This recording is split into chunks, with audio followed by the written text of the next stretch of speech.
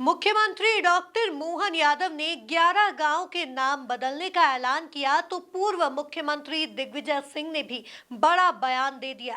दिग्विजय ने कहा कि मुझे ना तो मौलाना लिखने में ऐतराज है और ना ही पंडित लिखने पर ऐतराज है, जिस पर बीजेपी आक्रामक हो गई है। देखिए एक खास रिपोर्ट। एमपी में गांव के नाम बदलने पर सियासी संग्राम। दिग्विजय सिंह ने दिया बड़ा बयान। दिग्विजय बोले, मुझे ना मौलाना लिखने में ऐतराज ना पंडित लिखने में ऐतराज। दिग्विजय के बयान पर आक्रामक हुई बीजेपी। वीडी शर्मा और आशीष अग्रवाल ने बोला जुबानी हमला। मध्य प्रदेश के इतिहास में पहली बार ऐसा हुआ कि मुख्यमंत्री ने एक झटके में 11 गांव के नाम बदल दिए।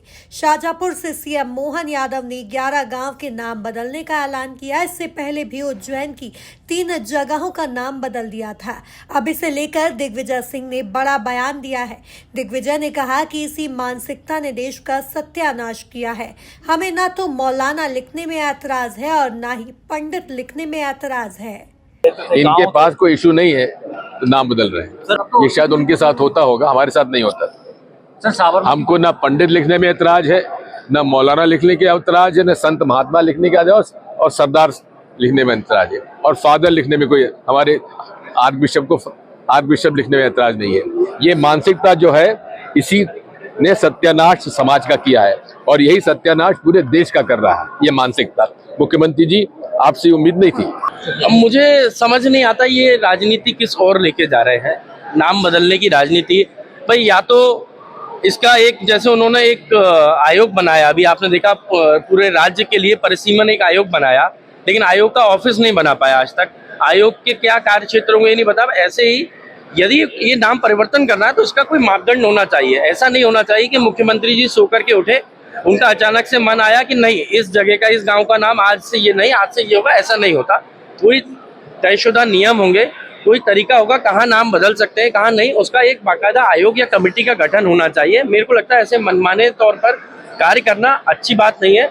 और साथ ही में जिन वायदों पर आप आए थे, एक बार उस वचन पत्र को जरूर खोल के देखिएगा। अगर उसकी प्रति आपके पास नहीं हो तो मेरे पास एक कलर्ड कॉपी है, मैं भिजवाऊंगा आपको बाय पोस्ट। आप एक बार उसको खोल के देखेंगे तो आपको याद आएगा कि आपके पास इन फालतू कामों को छोड़कर कई उपयोगी काम है करने के लिए। देखिए, मैं समझता हूँ कि अब मुख्यमंत्री जी धर्म की राजनीति कर रहे हैं। वो प्रदेश के अंदर विकास पे बात होना चाहिए, आर्थिक विकास की बात होना, युवाओं को नौकरी कैसे मिले, पीएससी के जो छात्र धरने पे बैठे थे उनकी मांगे कब पूरी हो, किसानों को खाद कैसे हो मिले, इस पे बात होना चाहिए। मुख्यमंत्री जी नाम बदलने से दोबारा मुख्यमंत्री नहीं बनोगे। वहीं दिग्विजय सिंह के इस बयान पर बीजेपी ने सियासी पलटवार शुरू कर दिया है।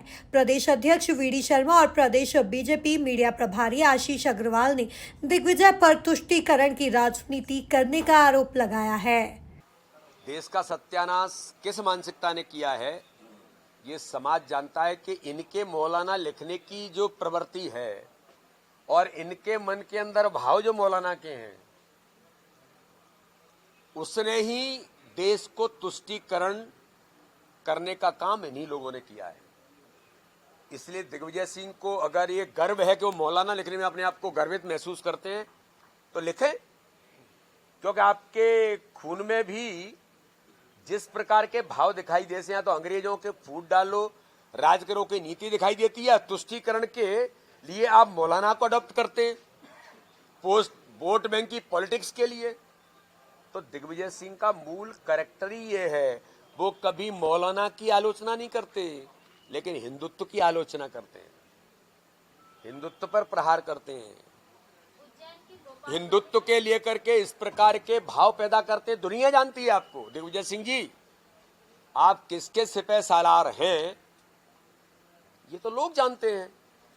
इसलिए ये दोहरा चरित्र, झूठ बोलना, इससे आप सर्वमान्य नहीं हो सकते। दुनिया आपको जानती है आपकी प्रवृत्ति क्या है।